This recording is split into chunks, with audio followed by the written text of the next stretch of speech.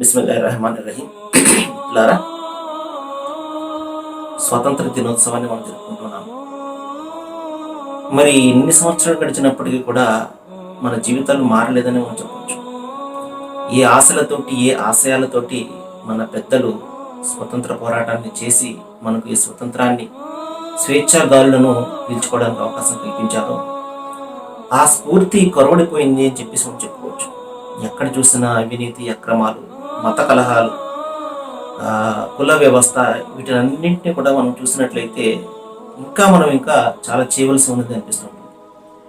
ప్రధానంగా స్వతంత్ర పోరాటంలో కులాలకి మతాలకి అతీతంగా కలిసి పోరాడి స్వాతంత్రాన్ని సిద్ధించుకోవడం జరిగింది. మన పెద్దలు మనకు ఈ స్వాతంత్రం చెప్పారు.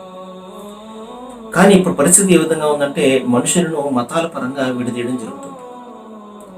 మీకు కొన్ని విషయాలు చెప్పడానికి ప్రయత్నం చేస్తాను. ఏ విధంగా హిందూ ముస్లిం సోదరులు కలిసికట్టుగా స్వతంత్ర పోరాటాన్ని చేశారు. చాలా మందిలో ఆశ్చర్యం కలుగుతూ ఉండొచ్చు. నేను కొన్ని పేర్లు చెప్తాను, ముస్లింల పేర్లు.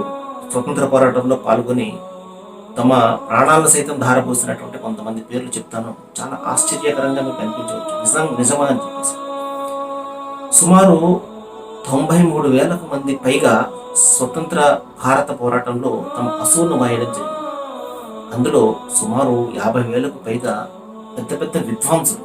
సహజంగా ముస్లింల పట్ల ఉన్నటువంటి అపోహలో ఒక అపోహ ఏంటంటే, ఈ విద్వాంసులు ఎవరైతే ఉన్నారో, మౌల్వీలు ఎవరైతే ఉన్నారో, వీళ్ళు ఈ 4 గోడల మధ్య ఉంటారు, బయటకు రారు అని, లేకపోతే ప్రపంచానికి వీరికి సంబంధం లేదు అని చెప్పేసి కొంతమంది అపోహకు గురవుతుంటారు.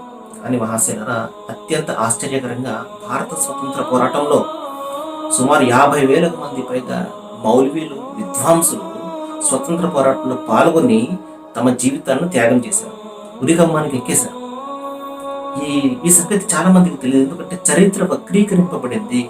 మనము మార్చబడినటువంటి చరిత్రనే చదువుతూ ఓహో అలాగా అని చెప్పేసి మనం ఒక రకమైనటువంటి వ్యతిరేకమైనటువంటి భావాన్ని కల్పించుకుని ఉన్నాం.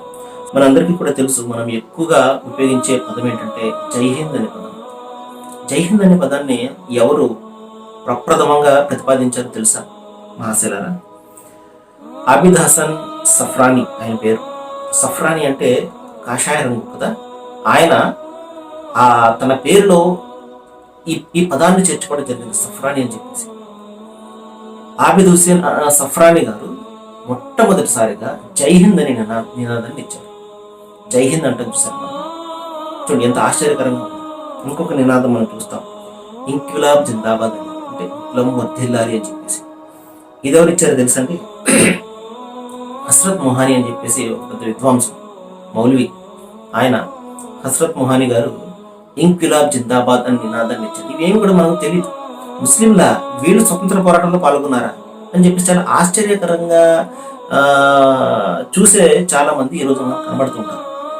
కానీ చూడండి, ఇంకొక స్లోగన్, క్విట్ ఇండియా మూమెంట్ మనం చూస్తాం. క్విట్ ఇండియా మూమెంట్ 1942 సంవత్సరంలో గాంధీ గారి స్వతంత్ర పోరాటాన్ని ఒక మలుపు తిప్పినటువంటి సంఘటన, ఒక ఇన్సిడెంట్, ఒక ఘట్టం.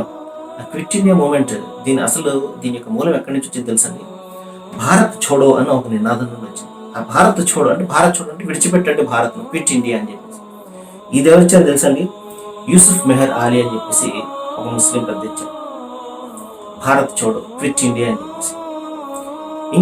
ఇంకొక స్లోగన్ మనం ఇప్పుడు కూడా వింటుంటాము, సైమన్ గో బ్యాక్, సైమన్ వెనక్కి వెళ్ళని చెప్పేసి సైమన్ గో బ్యాక్ ఒక ఉద్యమం కూడా నడపడం జరిగింది.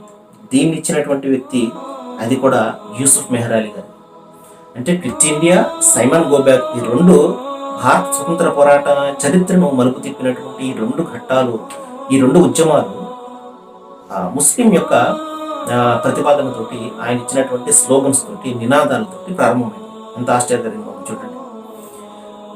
సరే, సమయం అయింది, నేను రేపు చేస్తాను. రండి ఇస్లాంను తెలుసుకుందాము, అపోహలు తొలగించుకుందాము. అపోహలే చాలా ప్రధానమైనటువంటి అడ్డంకి, ఒక అంశాన్ని మనం అర్థం చేసుకోవాలి. కాబట్టి అపోహలు, అపార్థాలు తొలగించుకుంటే మనసు కూడా ప్రశాంతంగా ఉంటుంది. ఒకరిపై ఉన్నటువంటి ద్వేషభావం కూడా మరణ సమస్య అవుతుంది. రండి ఇస్లాంను తెలుసుకుందాం.